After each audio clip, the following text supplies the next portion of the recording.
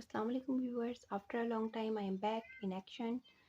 This is my fourth binder which I am going to share with you.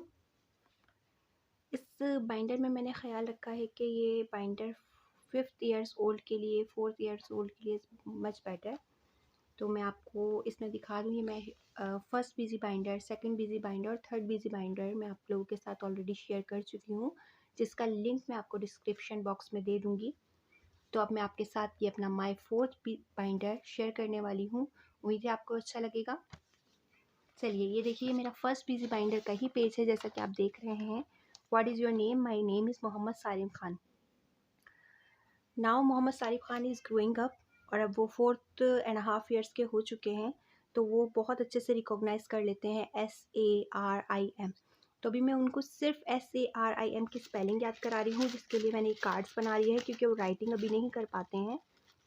तो इस तरह से S वो ये लगा देंगे यहाँ पर, A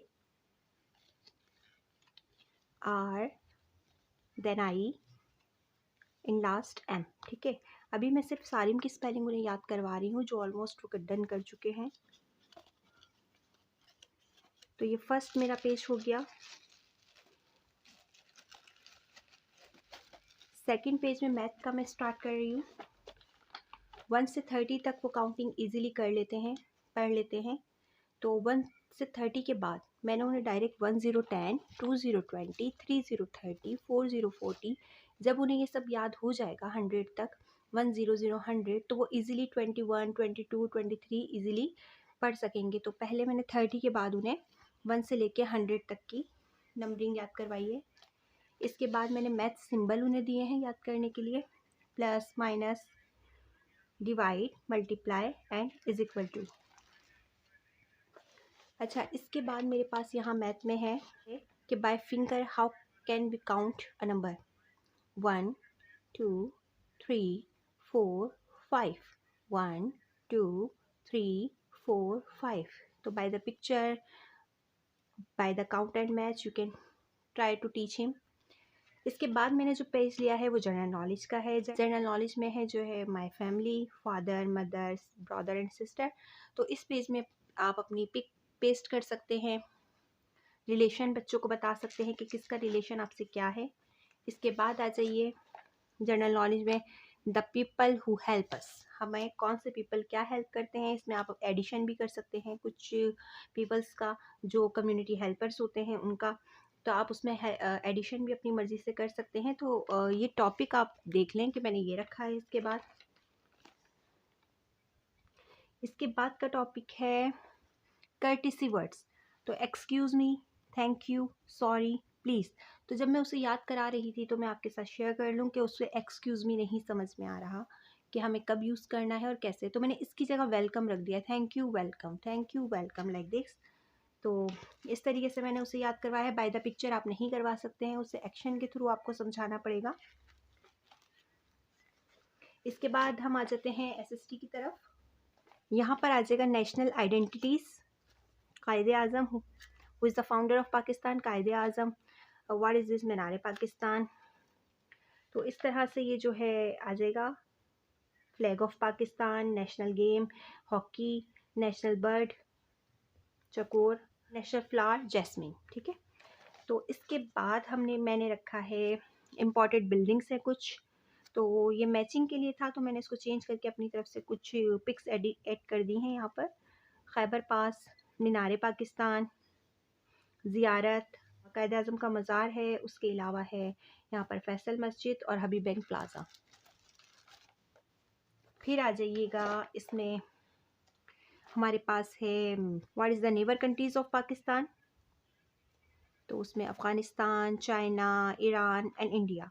तो मैंने इनके फ्लैग भी यहाँ पर लगा दिए हैं ताकि बच्चे को अच्छे से समझ आ जाए। पिछली बार मैंने फाइव फ्लैग्स अलग लगाए थे, इस बार मैंने 4 फ्लैग्स के साथ बच्चों को समझाने के लिए ये लगा दिए हैं। अब यहाँ पे हमारा SST कवर हो गया है, मैथ कवर हो गया है और जनरल नॉलेज कवर हो गया है। अच्छा, अब यहाँ पर आ जाता है कुछ साइंस से रिलेटेड। तो इसमें मैंने बच्चों की ऑब्जर्वेशन के लिहाज से कुछ एनिमल्स रखे हैं जो बच्चों को नज़र आते हैं अपने सराउंड में। तो बच्चे उनको देखें, उनके बेबीज़ को जानें, उनको क्या खाते हैं, वो कहाँ रहते हैं, लाइक दिस। कुछ एनिमल्स ऐसे हैं जो हमें फ़ायदा देते हैं, तो वो कौन कौन से एनिमल्स हैं जो हमें फ़ायदा देते हैं, उनके बारे में यहाँ रखा है। तो आप वही बात कि आप इन एनिमल्स का एडिशन भी कर सकते हैं। आप जैसे आपका बच्चा 4 एनिमल्स या 5 एनिमल्स याद कर लेता है, तो उसके बाद आप उनको आगे बढ़ा सकते हैं। जो एनिमल्स आप ऐड करना चाहें आप ऐड कर सकते हैं। तो यहाँ जो है मैंने डॉग रखा सबसे पहले। What is the sound of dog? Bark, ठीक है। What dog eat? तो ये हो गया bones. What is the baby of, what is the name of baby of dog? तो puppy. Where dog lives in kennels, ठीक है, लाइक दिस। अच्छा, अब अगर आप सवाल करते हो तो 7 फिंगर रख दीजिए बच्चों के लिए, तो बच्चे बहुत इजीली आंसर आपको दे देंगे।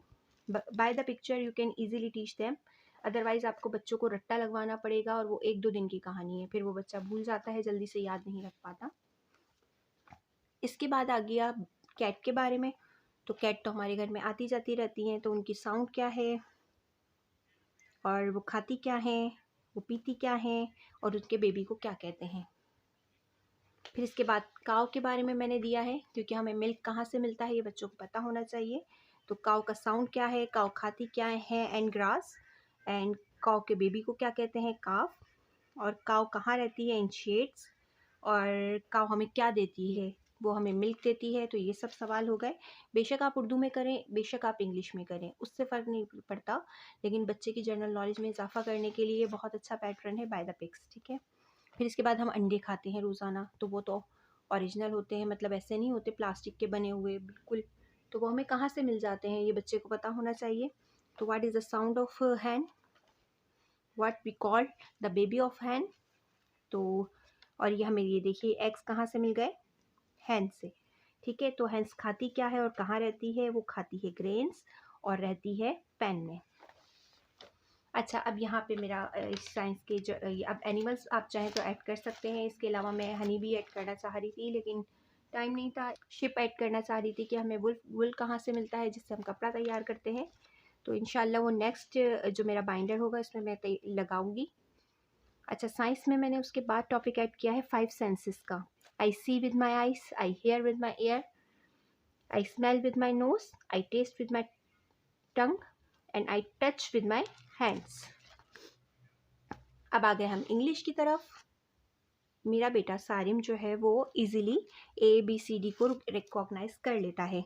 तो मैंने A और ए, B, ब फोनिक्स के साथ पढ़ाया है, तो अब इन दोनों को साथ रख दिया है ताकि उसे पता चल जाए कि दोनों एक ही बात चीज़ें हैं। ए, B, ब, C, ख, D, ड, E, A, like this Z तक। तो इसके साउंड अगर आपको देखने हैं फोनिक्स के, तो उसकी भी वीडियो मैं अपलोड कर चुकी हूँ, उसका लिंक भी मैं आपको डिस्क्रिप्शन बॉक्स में दे दूँगी। इसके बाद मैंने सेंटेंस फॉर्मेशन का रखा है पेज। इसमें यह है कि बच्चे को दिस इज़ डैश, तो आप ओरिजिनल कोई भी ऑब्जेक्ट दिखा सकते हैं। व्हाट इज़ दिस, तो बच्चा कहेगा दिस इज़, उसको दिस इज़ कहना ज़रूरी है, दिस इज़ पाउडर। आपके पास फ्लैश कार्ड है तो आप उसका यूज़ कर सकते हैं, ठीक है। What is this, this is book, what is this is brush, what is this is ruler. तो इस तरीके से फ्लैश कार्ड का यूज़ कर सकते हैं, ओरिजिनल ऑब्जेक्ट्स का यूज़ कर सकते हैं, बनाना चाहें तो कार्ड्स बना सकते हैं, ठीक है। तो ये वर्ड्स का हो गया। इसके अलावा मैंने ये बुक भी आपके साथ शेयर की है, ये इंडिया पब्लिशर्स की है, ड्रीमलैंड पब्लिशर्स की है। तो ये बुक बहुत अच्छी लगी मुझे। By the pic you can easily teach to them, ठीक है। आई स्लिप, तो यहाँ पे तस्वीर बनी हुई है। तो सारिम ने जो अब तक कवर किया है, जो कि 4.5 years ओल्ड है, मैं आपको बार बार इसलिए एज बता रही हूँ कि इतना बड़ा बच्चा अगर चाहे तो कर सकता है। ये पेज कंप्लीट कर लिया है उसने, लाइक का पेज भी कंप्लीट कर लिया है। अगर आप चाहें तो इसकी पिक ले सकते हैं, स्क्रीनशॉट ले लीजिए। इसके बाद माई पेज भी उन्होंने कर लिया है। अब वो सी पर हैं, ठीक है। अब वो सी पर हैं, इसमें तस्वीरें हैं और यही बात रिपीट होती जा रही है। आई लाइक माई, आई का स्ट्रक्चर पढ़ चुके हैं, लाइक का स्ट्रक्चर पढ़ चुके हैं, माई का स्ट्रक्चर पढ़ चुके हैं। तो ये सब स्ट्रक्चर पढ़ चुके हैं, तो उन्हें कोई डिफ़िकल्टी नहीं हो रही है पढ़ने में। और बार बार ये जब वर्ड इनके नज़रों के आगे से गुजरेंगे तो वो कहीं भी देख के इजीली उसको रीड कर सकेंगे। MY माई कहने की ज़रूरत नहीं है, जस्ट से माई। आपको स्पेलिंग पढ़ाने की ज़रूरत नहीं है, ILIKE लाइक दिस, यूँ नहीं पढ़ाना आपको। आई लाइक माई डॉग, ठीक है। स्पेलिंग के थ्रू नहीं पढ़ाना है, बस जस्ट रीडिंग करवानी है बच्चों को। बच्चों की नज़रों से गुजरना चाहिए, जो नज़रों से गुजरेगा वो याद हो जाएगा और देर तक रहेगा, ठीक। तो इंग्लिश में मैं उन्हें ये करवा रही हूँ। इसके बाद उर्दू में वो बहुत डिफ़िकल्टी शो कर रहे हैं मुझे, तो इसमें अभी तक वो रिकॉग्नाइजेशन ही कर रहे हैं। तो ये कहाँ है, दाल कहाँ है, सीन कहाँ है, शीन कहाँ है, ऐन कहाँ है, तो वो जस्ट पॉइंट आउट करेंगे यहाँ से। आप इस तरीके से समझाने के लिए, पहचान करवाने के लिए फ्लैश कार्ड्स बनवा सकते हैं। ये बहुत ख़राब हो चुके हैं क्योंकि हमने बहुत यूज़ कर लिए हैं। ये हैंडमेड है, जैसा कि आप देख रहे हैं। जिसमें मैंने हार्डबोर्ड को, कार्ड को, गत्ते को, जिसको भी चाहें, कागज़ को काट के आप इनको कार्ड्स बना लें, थोड़ा बड़ी बड़ी राइटिंग में, ताकि बच्चों को ईजिली नज़र आ सके। नून, लाम। इसके अलावा अगर आपके पास इस तरह की कोई बुक अवेल है तो आप इसमें से अचानक से खोल लीजिए। ये क्या है, ये क्या है। इस्लामियत में हम ये बुक कवर कर रहे हैं। ये बुक बहुत अच्छी है, इसका रिव्यू मैं आपको दे चुकी हूँ, इसका लिंक आपको डिस्क्रिप्शन बॉक्स में मिल जाएगा। तो इसके सारे टॉपिक ऑलमोस्ट हम कवर कर चुके हैं। जो पढ़ने में वो डिफ़िकल्टी फील कर रहे हैं, एक तो ये कि आपको घर से बाहर निकलते हुए कौन सी दुआ पढ़नी चाहिए, ये उन्हें याद नहीं हो रहा है, जो डिफ़िकल्ट लग रहा है। ये मैं आपके साथ इसलिए शेयर कर रही हूँ कि किस एज में बच्चा क्या कर सकता है। हर बच्चे की अलग क्वालिटी होती है, ठीक है। ज़रूरी नहीं कि जो मेरा बच्चा कर रहा है वो आपका बच्चा कर सके, और जो आपका बच्चा कर रहा है वो इस एज में मेरा बच्चा कर सके। तो अभी फ़िलहाल 4th बाइंडर में मेरे पास यही है। इसके अलावा मैंने कुछ वर्कशीट्स अभी बनाई हैं बच्चों के लिए वर्कशीट्स जमा की हैं। इंशाल्लाह वो मैं अपनी नेक्स्ट वीडियो में आपके साथ ज़रूर शेयर करूँगी। ये कलेक्शन है मेरी, ये इंशाल्लाह मैं आपको नेक्स्ट वीडियो में इसके बारे में भी ज़रूर बताऊंगी। मेरी नेक्स्ट वीडियो तक के लिए अल्लाह हाफिज़। अपनी राय से, अपनी सजेशन से, अपने एडवाइस से मुझे ज़रूर आगाह कीजिएगा। तो कमेंट सेक्शन में मुझे ज़रूर बताइएगा कि इसके अलावा हम इस उम्र में बच्चों के लिए क्या कर सकते हैं। ओके जी, अल्लाह हाफिज़।